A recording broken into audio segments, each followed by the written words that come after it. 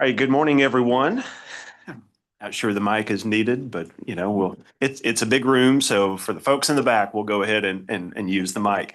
We'll go ahead and call the Governance Committee meeting for September 17th to order.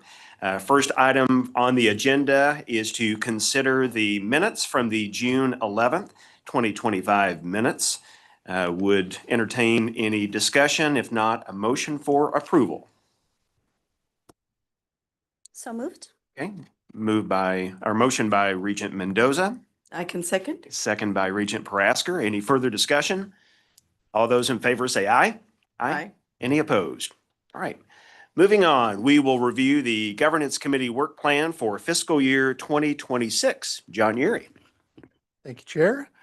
On page 3 of your materials, there's a proposed schedule laid out for you with our meeting dates in the left column. And then we kind of laid it out in a way that so your policy development will have anything that might come up with revisions to proposed board policy not being worked by another board committee would come up as needed throughout the year. That's the same with contracts that come up that meet board policy for governance committee approval. Those come up from time to time throughout the year. And then in your right column, we have dates for things that we would propose happen, kind of our annual campus safety and security reviews. The new portion of that this year is the IT security reports following a board policy change last year. So we propose that those would come up for the campuses at the same time as their security reports. There's another aspect of that won't come in front of the committee, and those are reports that are submitted or where the president signs off and their IT security folks and their other IT folks sign off on those reports. So that's just our what we'd propose for a schedule for that. If the committee decides today, that's what we'll do. We'll get the word out to everybody so that they can get those on their calendars. And then we've also got consider other committee topics that might want to be considered for the year, things that we had in our notes that could be possibilities based on conversations last year were I think there was some discussion of the peers and whether or not those should be reviewed for the universities, if we'd want to do that. And then another was the CEO evaluation process, if there were any suggested changes to the form at all, or to how we do goals, those types of things. We could talk about those things if we wanted to in here. So it's kind of what we got laid out, and obviously we'll do the will of the committee on any of this. So. No, we have two, two new members, Regent Parasker, Regent Johnston. So necessarily weren't privy to the conversation last year. First of all, welcome to the committee. Thank you both for stepping up and serving this year. But Regent Mendoza, any thoughts? No. Okay. I don't have any with that. Any questions? All right. All right. Thank you so much. And pretty easy group. Yeah, we also included, for the benefit of both the new members and everyone, just the charter that we have for the committee. So I thought that would be good for you all to have for informational purposes. Thanks so much. Welcome. You want to go ahead, and I believe you're also handling the board member conflict of interest disclosures and any recommendations to address any actual or perceived conflicts. Yes, glad to do that. So in accordance with board policy, all board members receive a conflict of interest disclosure form every year. Those were sent out, I believe, this summer. And then we get them back hopefully by or around the time of the retreat. And so that's all been done. We've received all of them. Staff recommends approving continued membership of regents on the boards identified in the disclosures, either because service on the boards is required by law, like it is for Regent Dykas's being a member of the Washburn Board of Regents, or is not subject to the board's conflict of interest policy, or has been determined to be more beneficial to an institution than potentially harmful to the board or the system. And of course, board approval of continued service on these boards should be conditioned on the regents recognizing that their duty is first to the Board of Regents and secondarily to the other things that they serve on. And then regarding the contracts and transactions, there's a summary provided here.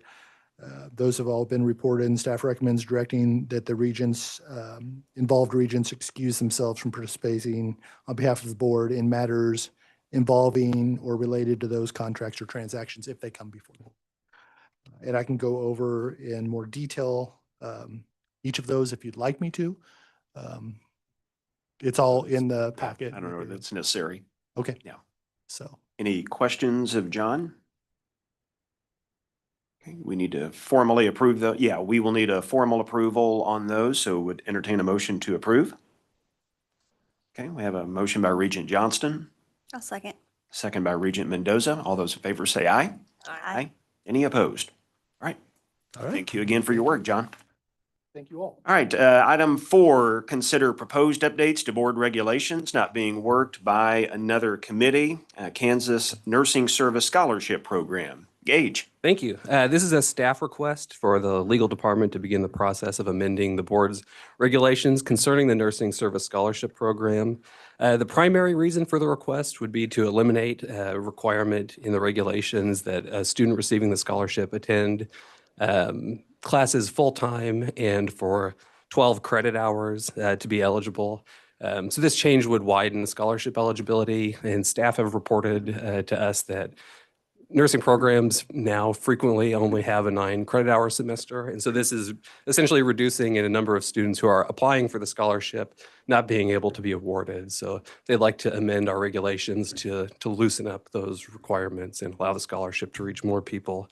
In addition, this would just be an opportune time to update the language. The regulations are 35 years old at this point, so they contain some outdated concepts about student financial aid. There are regulations governing a now defunct sponsorship requirement, so we would clean those regulations up and eliminate those unneeded provisions.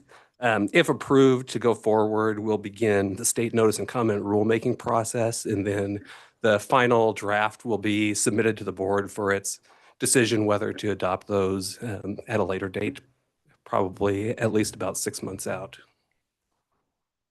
Thank you, Gage. Did you have something to add, President Yeah, Landers? yeah, I would just say that right now, anything we can do to increase the pipeline of talent for nursing, it'd be a good thing. And I know we've had some testimony to legislative committees. There's a real concern that we're using a number of contract nurses in our facilities, the expense of that, and we want to give our colleges every chance they can, knowing that some students aren't going to be exactly full-time and that the structure of the program's changed over time. Agree.